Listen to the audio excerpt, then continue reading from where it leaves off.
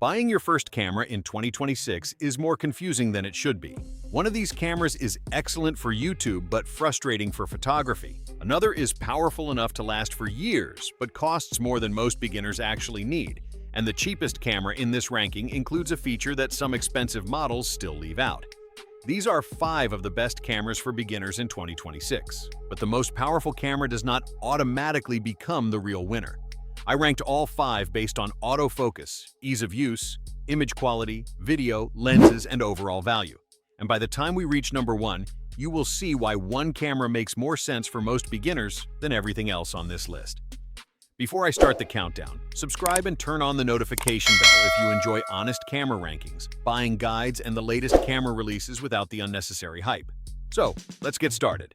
Number 5 is the Panasonic Lumix G97, and it earns its spot by offering something several more expensive beginner cameras still leave out: stabilization built directly into the body.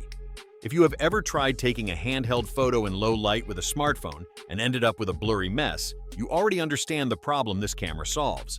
Its 5-axis in-body image stabilization corrects for small hand movements automatically, so you get noticeably sharper handheld photographs without needing a tripod or an expensive stabilized lens right away. This camera is best for anyone who loves travel photography, landscapes, general handheld shooting, or simply learning manual controls without spending extra money on accessories from day one. Underneath that stabilization system sits a 20.3 megapixel micro four thirds sensor that helps images come out sharp and detailed straight from the camera. You also get a real electronic viewfinder, which matters more than people expect once they start shooting outdoors, since bright sunlight makes a rear screen hard to see. Add a fully articulating touchscreen for vlogging or self-portraits, a dust and splash resistant body for outdoor use, and unlimited 4K video at 30 frames per second, and you get a surprising number of serious features for a beginner camera. It even includes Vlog L, giving new creators an easy way to start experimenting with color grading later on. And for everything it packs in, you are only paying around $600 with the kit lens, which is exactly why it feels like such an easy entry point. I recommend the Lumix G97 because it removes early frustrations before a beginner even asks for them. Instead of forcing you to upgrade lenses just to get stable handheld shots, the camera builds that solution in from the start. It also connects to the established micro four thirds lens system, which tends to be more affordable than other mounts, giving you room to grow your kit without overspending. The honest limitation is autofocus and low light. This camera is calm and controlled, but it is not as dependable for fast-moving subjects as the higher-ranked cameras coming up, and its smaller sensor struggles a bit more once the light drops. It is not a bad camera at all. It simply makes more sense for landscapes, travel, and everyday photography than for sports, unpredictable pets, or fast action. And that brings us to number 4, a camera that gives up in-body stabilization but offers something many beginners care about even more: photographs that already look finished before you even open an editing app. Some beginners want the most technically powerful camera available. Others want a camera that makes them excited to go outside and take photographs in the first place. Number 4, the Fujifilm XT33 is built for that second group. A lot of beginners quietly struggle with editing. You take a photo, open it later, and feel like something is missing compared to what you saw in the moment. Fujifilm has spent years solving that exact frustration with its film simulations, built-in color profiles that mimic classic film stocks. This camera includes 20 of them, along with a dedicated dial just for switching between them, so you can shape the entire mood of a photo before you even press the shutter. It is best suited for creative photography, street photography, travel, family photos, portraits, and anyone who wants attractive images without spending hours editing. Behind those film-inspired colors sits a 26.1 megapixel APS-C sensor paired with subject-detecting autofocus, which helps the camera recognize and track people more reliably. Video shooters get 6.2K recording at 30 frames per second with rich internal color, along with 4K at 60 frames per second, and even Full HD at 240 frames per second for dramatic slow motion. That slow motion option means you can film something like a kid jumping into a pool or a dog running across the yard and smooth it out beautifully later in editing. All of this experience does come at a cost though, since the kit runs around $1,150, or around $1,000 if you already have a lens and only need the body. I recommend this camera because it makes photography feel enjoyable rather than technical. The physical dials teach you how exposure actually works instead of hiding everything inside a menu, and the film simulations reward experimenting instead of punishing it. Learning the settings on this camera feels like part of the fun rather than a chore. Its downsides are simple. It costs noticeably more than the Panasonic. It has no in-body stabilization, and its screen only tilts instead of fully articulating, which makes filming yourself a little less convenient.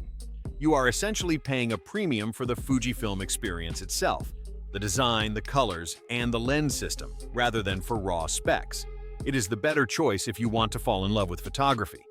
But if your first camera is mainly for YouTube, vlogging, or short-form content, number 3 is a much easier recommendation. Number 3, the Sony ZVE10 II, is not trying to be the perfect traditional camera. It is trying to make recording professional-looking content as easy as possible, and for a specific type of beginner, that focus makes it genuinely excellent. If you have ever tried filming yourself talking directly to a camera, you know how easy it is to walk slightly out of focus or have the camera lock onto the background instead of your face. This camera is built specifically to prevent that. It uses a 26-megapixel APS-C sensor with 759 autofocus points that keep faces and subjects tracked reliably, even without a second person adjusting focus manually. It is best for beginner YouTubers, vloggers, streamers, talking head videos, and anyone creating content alone. The video specs back up that creator-first design. 4K recording at up to 60 frames per second gives smoother, sharper footage, while Full HD at up to 120 frames per second allows for clean slow-motion clips during editing. Sony also builds in creator-specific tools like Product Showcase Mode, which shifts focus instantly from your face to a product in your hand, background defocus for that soft, blurred background look, and cinematic vlog modes that apply mood and color automatically. The fully articulating touchscreen also makes it far easier to check your framing while filming yourself. And despite everything packed in here, it lands at roughly the same price as the Fujifilm, around $1,100 with the kit lens, or $1,000 for the body alone. So the real decision between these two just comes down to photos versus video. I recommend the ZVE10 II because its autofocus solves one of the most common problems beginner creators face, losing focus while filming alone. And that single feature can save you hours of reshoots when you are just starting a channel. The honest limitation is that this camera skips an electronic viewfinder, and its entire design leans toward video rather than traditional photography. If your only goal is video, that missing viewfinder may not bother you at all. But if you also want to take stills seriously, the camera feels noticeably less complete than the two options still ahead. The final two cameras are the strongest all-rounders on this list, but they approach beginners in completely different ways. One gives you more room to grow, the other makes getting started much easier. If Sony is built for the creator you are today, number 2 is built for the photographer you might become a few years from now. Number 2, the Nikon Z50 II, is the camera on this list that you are least likely to outgrow, and that single fact is enough to push it this high. Most beginner cameras are built to be simple first and capable second. Nikon flipped that priority here. Powered by the same processor found in some of Nikon's higher-end cameras, it can detect 9 different subject types and lock onto a chosen subject with real precision as it moves around the frame. That kind of autofocus sophistication is usually reserved for more expensive cameras, which is why this one is best suited for serious beginners into wildlife, pets, sports, family events, travel, and mixing photos with video. It also backs that autofocus up with real shooting speed, capturing up to 11 frames per second with full-quality files and up to 30 frames per second in its faster mode, which means you have a much better chance of catching the exact right moment of a running dog or a kid's soccer game. Video shooters get 4K at up to 60 frames per second, and a fully articulating screen combined with a built-in viewfinder means it adapts comfortably to both photos and video. A built-in flash and a chunkier grip also make it feel closer to a serious enthusiast camera than a simplified beginner model. All of that capability lands it around the same price bracket as the Fujifilm and Sony, roughly $1,150 with the kit lens, or $1,000 for just the body, which makes sense once you consider everything Nikon is packed into it. I recommend the Nikon because it introduces you to genuinely advanced performance without demanding that you upgrade again in a year or two. The controls, the grip, and the autofocus all feel like they belong to a more experienced photographer's camera, which gives you plenty of room to grow into it rather than out of it. The catch is size, price, and complexity. It is bigger and more expensive than our number 1 pick. It skips in-body stabilization, and it may hand you more controls than you are ready to use in your first few months. It is arguably the more capable camera, but the best beginner camera is not automatically the one with the most capability. It is the one that removes the most frustration while still leaving room to grow, and that is exactly why the final camera takes the top spot. It does not win every single category, but it gets the important decisions right more consistently than anything else here. The real winner for most beginners in 2026 is the Canon EOS R50, our number one. It does not have the highest resolution sensor, the widest lens selection, or the longest list of pro features, and it does not need any of that to earn the top spot. It wins because it does not force you to choose between good photography, dependable autofocus, useful video, and an accessible price.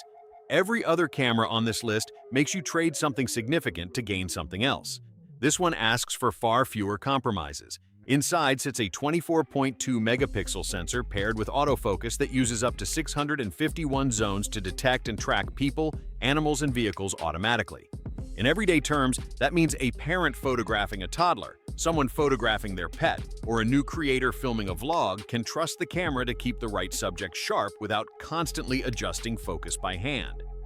Video shooters get uncropped 4K recording at 30 frames per second, oversampled from higher resolution footage, producing noticeably more detailed video than most beginner cameras at this price. Full HD at up to 120 frames per second also allows for smooth slow motion. For photographers who want speed, it shoots up to 12 frames per second with one shutter mode and up to 15 frames per second with the other, plenty for casual sports, pets, and everyday action. The body itself weighs only around 375 grams with a battery and memory card inside, making it one of the easiest cameras here to carry all day, whether that is a family trip, a walk through a new city, or a full day of filming. It also has a fully articulating touchscreen and a built-in electronic viewfinder, giving you flexibility whether you are shooting photos, filming yourself, or framing a shot in bright sunlight. And here is where the real gap shows up. All of this comes in at around $850 with the kit lens, or around $700 for the body alone, which is meaningfully cheaper than the Fujifilm, the Sony, and the Nikon you just heard about. Sony is the stronger, dedicated creator camera. Fujifilm gives you the more emotional, creative photography experience. Nikon offers more advanced controls and a longer runway for growth. Panasonic includes stabilization at the lowest price of the group. But the Canon pulls the strongest overall combination of these strengths together, and that balance matters more to most new photographers than any single standout feature, especially once you factor in how much less it costs. It is not flawless though, and you deserve an honest look at the downsides. It has no in-body image stabilization, so shaky handheld footage in low light is more likely than with the Panasonic. The grip is noticeably smaller, which might feel less comfortable if you have larger hands during long shooting sessions. And Canon's native lens lineup for this camera is still narrower than Sony's, Fujifilm's, or the long-established Micro Four Thirds system. Earlier, I said the most powerful camera would not necessarily become the real winner. Nikon gives you more advanced controls, and Sony gives you stronger, creator-focused video. But at that $850 price point, the Canon EOS R50 makes the fewest compromises that a complete beginner will actually notice. It focuses accurately, records genuinely good video, fits comfortably in a bag or even a large pocket, and costs less than 3 of the cameras it just outranked. That is why it takes the number 1 spot. So if stabilization and value matter most to you, go with number 5, the Panasonic Lumix G97. If creative photography and attractive colors straight out of the camera are your priority, number 4, the Fujifilm XT33, will likely make you happier than anything else here. If video creation comes first, number 3, the Sony ZVE10 II, remains the easier recommendation. If long-term growth and advanced controls matter most, number 2, the Nikon Z50 II, gives you the most room to expand. But if you want the strongest overall package, one that handles photography, video, portability, and price, without asking you to sacrifice much of anything, number 1, the Canon EOS R50, is the real winner for most people buying their first camera in 2026. Choosing the right camera is only half of the decision, because the brand you invest in can determine your future lenses, upgrades, and overall experience. So, watch my ranking of the top 10 camera brands from worst to best next, where I reveal which brands offer the strongest systems and which ones may leave you with fewer options later.